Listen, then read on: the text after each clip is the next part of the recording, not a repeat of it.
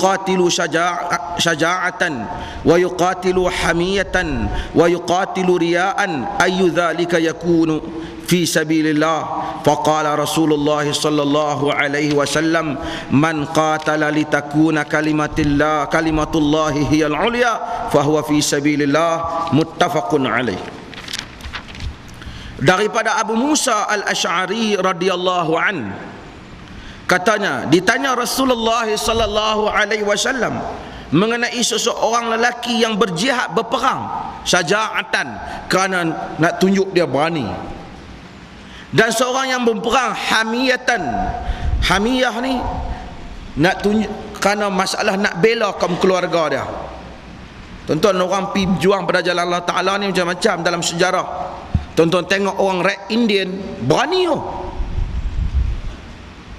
dan pejuang-pejuang berani mati. Masalah berani mati ni bukan pengukur kepada keikhlasan agama sebenarnya. Bekong Vietnam lawan dengan Amerika, Vietnam tu, berani dia pak, mati penuh. Ada yang bakar diri. India berani. Manusia memang ada perang kerana keberanian, nak tunjuk dia perwira. Dan ada orang yang sanggup mati kerana nak tunjuk dia perwira.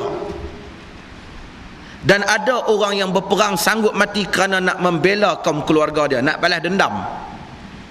Ada orang tanya Nabi, orang yang perang nak tunjuk berani, orang yang perang kerana nak balas keluarga, nak balas hak keluarga dia yang dizalimi. Wa yuqatilu riya'an, orang yang berperang, lelaki yang berperang kerana nak tunjuk ke orang, kata inilah aku orang yang berjihad pada jalan Allah, aku mampu jihad pada jalan Allah. Ayyu dzalika yakunu fi sabilillah. Siapa hak semua tu? Nabi dia tanya Nabi, berada pada jalan Allah. Tuan-tuan, Abu Musa al-Asy'ari ini diriwayat hadis ni. Abu Musa ni sahabat Nabi yang Nabi sayang, dan Abu Musa ni adalah duta Nabi yang pernah Nabi hantar dia ke Yaman. Abu Musa ini adalah orang yang terlibat dalam zaman Ali. Dia bersama dengan Ali. Abu Musa ni satu orang bijak, pandai dalam Islam. Abu Musa al-Asy'ari ini adalah orang yang sangat menjaga sunnah Nabi sallallahu alaihi wasallam. Dia riwayatkan hadis ni. Kemudian dia tanya, mana depa tiga-tiga ni? Bukan dalam riwayatnya dia cerita, orang tanya Nabi, mana tiga-tiga ni yang berjuang pada jalan Allah? Nabi kata, man qatala litakuna kalimatullahi hiyal ulya fahuwa fi sabilillah. Siapa yang berperang supaya kalimah Allah lah yang paling tinggi, dialah pada jalan Allah Ta'ala. Hadirin mukminin, hadis ni riwayat Bukhari dan Muslim. Ini adalah hadis yang paling penting dan mustahab. Ramai orang ni buat kerja Islam ni, ramai. Hak cakap Islam pun ramai, hak ceramah pun ramai, macam saya pun ramai. Tapi siapa pun tak tahu apa yang ada dalam hati saya. Siapa pun tak tahu apa yang ada dalam hati penceramah.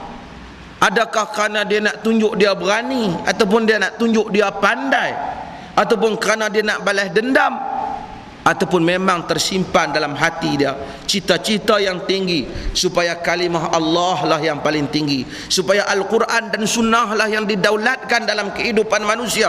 Kita pun tak tahu. Nampak sama, cara ceramah sama, bunyi sama, cakap berikhlas sama, khatib duduk atas mimbar, semuanya ittaqullah, takutlah Allah. Tetapi yang tersirat dalam hati insan hanya menjadi rahsia antara seorang hamba dengan Tuhannya. Hanya menjadi rahsia antara seorang hamba dengan Tuhannya. Maka mudah-mudahan Allah Ta'ala masukkan ikhlas. Beramal tidak begitu susah, ramai orang boleh beramal, tetapi untuk memastikan ikhlas paling susah. Maka kita tengok dalam hal ni, ramai orang buat kebajikan dalam dunia ni.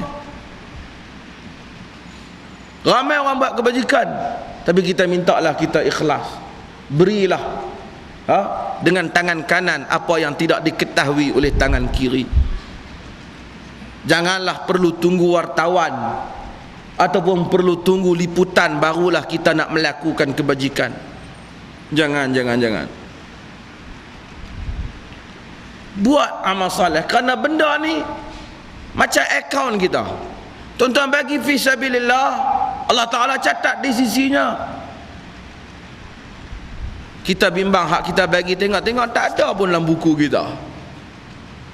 Bahkan dikira sebagai dosa kerana nak menunjuk-nunjuk. A'udzubillah.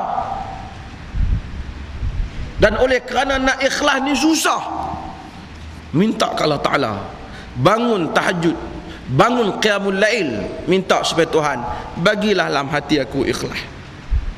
Hak setakat orang nak kata tu katalah, tapi hang bagi mai kat aku ikhlas. Dengan atas ikhlas itulah kita berjuang, dan di atas ikhlas itulah mudah-mudahan kita mati. Hadirin mukminin sekalian, mesti pastikan setiap orang di kalangan tuan-tuan yang buat apa-apa kegiatan agama, jadikan litakuna kalimatullahi hiyal ulia, dengan tujuan menjadikan kalimah Allah yang paling tinggi. Budak-budak kita kena ingatkan, dan kemudian agama ni memerangi satu benda dalam hadis ni, hamiyah. Kadang-kadang orang ni dia nak bersebar agama kerana dia ada perasaan nak balas dendam.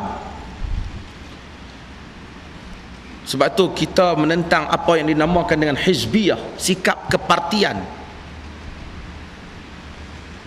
Ada parti itu satu hal, sikap kepartian, dia kira apapun mesti parti aku. Kalau hang cakap Islam macam mana pun hang tak ahli, hang cerai.